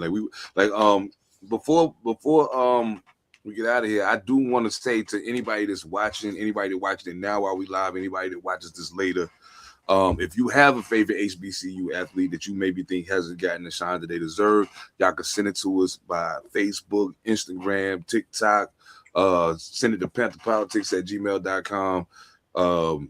Whatever. You can hit up Ev, you can hit up Phantom, you can hit up me. If you got a name, tell us the name and where they went to school. We'll put it together, man. And I definitely want to make sure that we show love to all HBCU athletes that deserve it, not just football players, basketball, track and field, baseball, the whole 9 yards, man. So like, yeah, I got some Rams lined up for y'all, but we ain't getting ready to make this a Winston-Salem State thing. This is an HBCU thing, you know what I'm saying? So yeah. We damn sure ain't. Yeah. And we up there. Everybody always talk about black quarterbacks, man. Don't nobody talk about Doug Williams, yo. Doug Williams. What you mean nobody talk about Doug Williams? When's the What? last time you heard He probably don't. a Nah, sports show talk about Doug Williams when they talk about black they quarterbacks? leave him out the equation They a lot leave of him out times. damn Yeah. near every time. Until somebody be like, Until well, I mean, somebody Doug be Williams like, won a Super Bowl. you know he won I a mean, Super Bowl, yeah. Like, right? oh yeah, Like, yeah. oh yeah. Yeah, You know he win went the to Super Bowl. Grambling, right? Yeah. Well, Oh yeah. yeah. Yeah, he did come from HBCU. That man, does he have one chip or two chips? Did Doug win one or two? I think he has two, but he only Didn't he started get two? one. With Joe Yeah, Gibbs, right? He only started one of them. Yeah. I think. Whoa. Did he get two? Hold on. Okay, Joe Gibbs got how many? Goddamn. They got me fucking Now up. you're gonna make me look. Because he got two back. Did he get two? He got two back to back. He got back-to-back joints. He got back I to want to say back. Doug got two, man. Mm-hmm. Doug Williams. Oh shit! When was the first black quarterback to both start and win the Super Bowl? Da, da, da, da. Yeah, we know that already. I need to know if he got another one outside of it. What we talking about right now? You're not answering my question. To start and win and one. Oh And he yeah, got that. no, it's the same one. Yeah, no, it's just the one. He got one. He got And one. he was the MVP of that Super Bowl too. Yeah, Mhm. He was the MVP he went of that crazy. Super Bowl. Yeah, he went crazy in that game. People So get Gibbs- dug out all the time, man. Gibbs got three then. Yeah, I Yeah, think Gibbs got three. I just read altogether, that. Gibbs got Gibbs three. got three. Yep. What was your favorite Super Bowl? I think I asked this before, but like I ask it because my answer changes a lot. So I'm like, maybe your answer will be different. I don't know. 85 what was your favorite Bears, Super Bowl? Patriots Bears. I watched that with my dad. I remember the game. I remember sitting in front of the television screen and watching that with my dad. My dad a Bears fan. I remember the Super Bowl shuffle. I remember all of that, bro. I remember all of that, yo. That was live. Oh, man. Yeah, hell yeah. Jim McMahon with the headband on. Oh, yeah, Jim McMahon man, was I remember that. Yo, he wasn't a good quarterback, but he was a great leader horrible, of men. bro. But he was a great teammate. Leader of men. Yeah, great teammate. But he was Horrible a quarterback. Jeez. Oh yeah, they put Refrigerator Perry in that Super Bowl too. Yeah, he got scored. He ran for that touchdown, and they was like, man, they was mad because they said Walter Payton should have got it. Yeah, they put Fridge in there. Yeah, I remember that was my favorite joint because I sat there and watched that one with my pops. I put that one over the Giants joints that I sat there and watched. Oh shit. Phantom, what's your favorite Super Bowl? You still think? I got mine. Some of mine, like I like, John. I like Elway. I remember watching Elway get his first. Oh, yeah, that was a good one. The one that sticks out to me because this is like when I'm starting to learn football and enjoy watching it. Like I didn't like watching it as a kid. Mm-hmm. I like playing it. I like playing it on the game and playing it outside, but watching it, I never did. When I was a kid, for some reason, just never did that. But the moment for me was that Desmond Howard, Green Bay. That's a good one. Yeah, Desmond Howard, that damn Desmond Howard and Green Bay one. Yeah, that's a good Super Bowl right there. I remember watching that one too. That was a good one. And the Saints Super Bowl when they won after Katrina. That was a decent one too. Yeah. That was a decent one too. They played their heart out, yo. I would have loved to have seen New Orleans after they won that Super Bowl. Yeah, I know it was live, bro. I would love to see that shit. Yeah, I know it was. I appreciate that one right there. I watched that one from start to end. Every commercial, everything about that joint. That one was live, y'all. They was playing for something bigger than the team, playing for the city. For real. Haven't seen Katrina, haven't seen New Orleans after Katrina. Yeah, I was like, yeah, I see why. Yep. Oh, if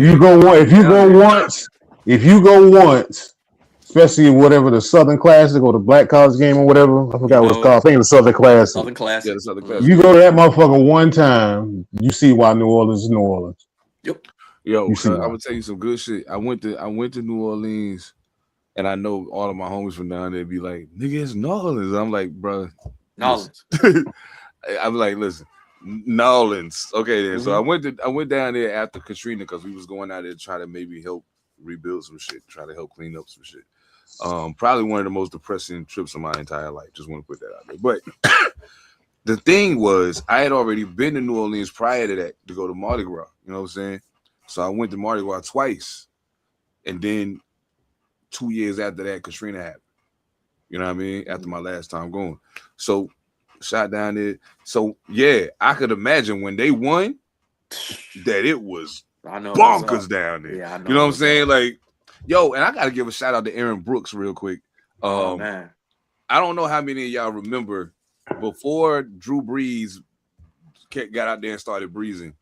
Yeah, hey, that's a good one too, Benz. That's a good one. That one's Ooh. high on my list. That one's high on my Taylor, list the as well. catch. Yeah, that one's high on my list as well. Correct me if I'm wrong. There was a Super Bowl, and this is gonna be crazy because I hate the Cowboys. Correct me if I'm wrong. There was a Super Bowl the Cowboys played in. They needed a long conversion. Troy Aikman just threw the ball up in the air and Alvin Harper went and got it. That was in a Super Bowl, right? Am I tripping? Shit, now I gotta think this one. Because if I'm tripping, then that take that off the table. But that's probably 1B if I'm being honest.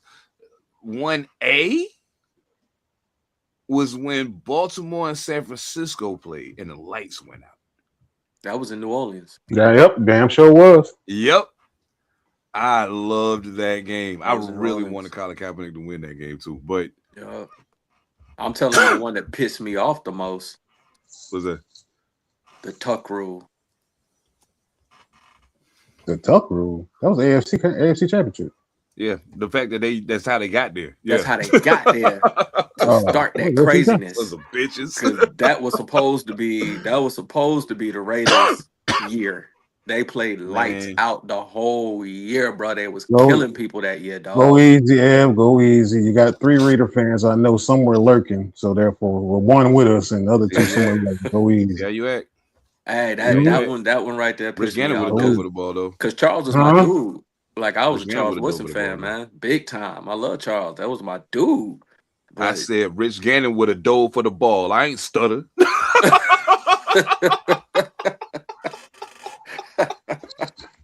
Wow. oh man, no, That's don't do him what like we that, man. doing. Don't do him like that, man. Okay. Wrong.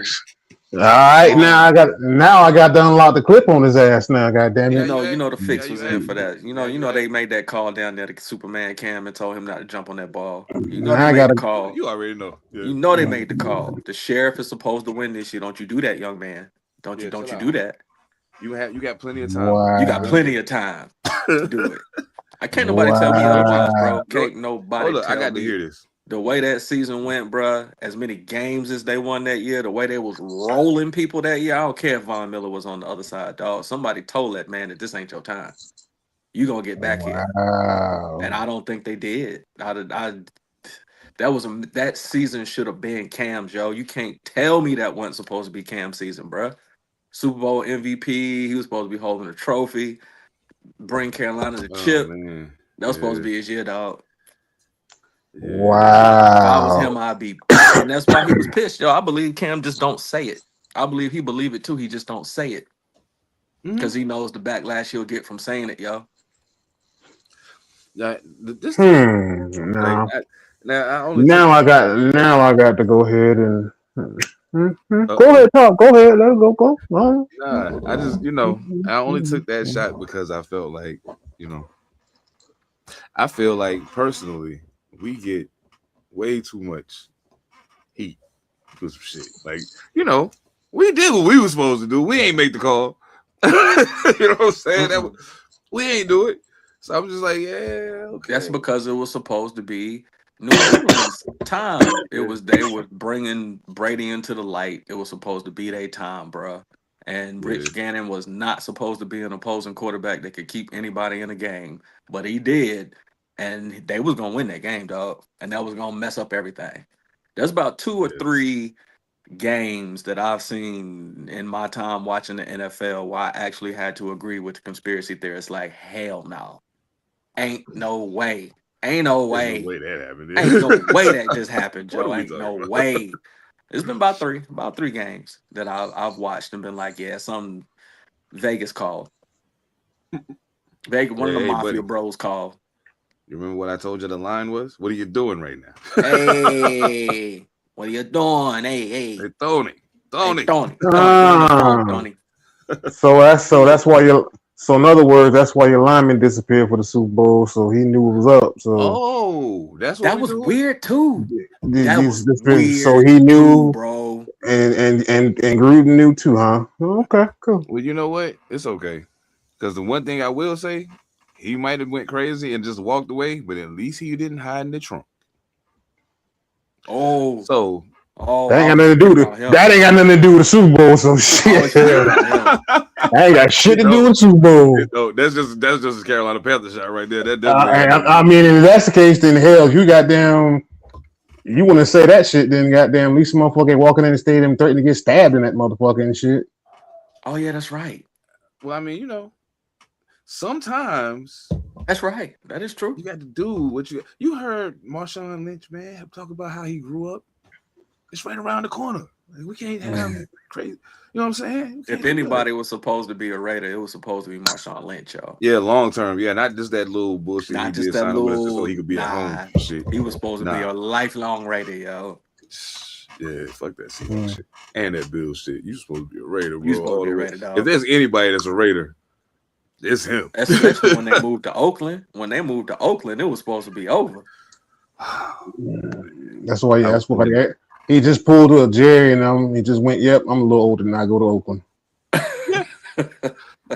and Jerry still put up triples. You know what I'm saying? He still put up. Oh no, I ain't talking about now. Now I'm not taking shots at Jerry now. Oh, okay. I was just checking. You know what I'm saying? Oh no, I'm not taking shots. Probably still put on. I ain't know if you was go hunting out here now. Jerry could probably. I ain't hunting Jerry. I ain't hunting Jerry now. Come on now. Jerry could probably burn somebody right now. I'm saying, bro, like right now, off the couch, dog. You think he still work out the way he worked out when he was playing? Right now. Yeah. You probably do something every day. That's probably part of his life, man. Man, oh shit. See, fucking with y'all. I'm late. All right. Dude, I got a buzz move. I'm late as shit. Make your move. But yeah, man. I'm having fun though, man. Damn. But nah, hey, we definitely gotta line it up for y'all to come pop up over at Panther Politics one week. I think that'll be fun. For sure. Yeah. I think that'll be just fair warning. Just fair warning. I'm a little bit off. If you ain't figured it out by now. Oh shit! You are not alone. Oh shit! It's all good, man. Hey, listen, thank y'all so much for locking in with us, man. It has been a fucking blast tonight. Salute to the homie Chuck. Thanks for first time visiting, man. Thanks for being here. To the regulars, man. As always, much love to y'all, man. Don't forget, we here every Monday, 7 p.m. Pacific, 10 p.m. Eastern. Monday night live, all purpose podcast. You know what I'm saying? We get to it. No ifs, ands, or buts about it. Panther Politics every Thursday. Every Thursday, like clockwork. Episode 230 coming up this week. You know what I'm saying? Episode 230 coming up this Thursday. 230. Man, if you'd have told me, never mind. I'd have never imagined it was gonna go this far. But yo, we here, man. You know what I'm saying? Thank y'all so much for locking with us. And tonight I'm gonna have to do something different because I completely fumbled the ball on something, but it's cool. I'll just do that and then I'll do the outro and we can get the fuck out of here. But y'all already know what it is because y'all know what I forgot. If you're a regular here, you know what I forgot. Get your energy up, stay locked in. W.GG, use code Panther Politics, all one word, say 10% off your order. I'm not even gonna play the ad. We're just gonna get the fuck out of here, man. All purpose podcast. Thank y'all for rocking with us. As always, on behalf of Phantom, Evan Almighty, I am Seven Da Panther, and we are out this month. Play the music, man. Everything changed but the motivation. City to city, the same song on the stage.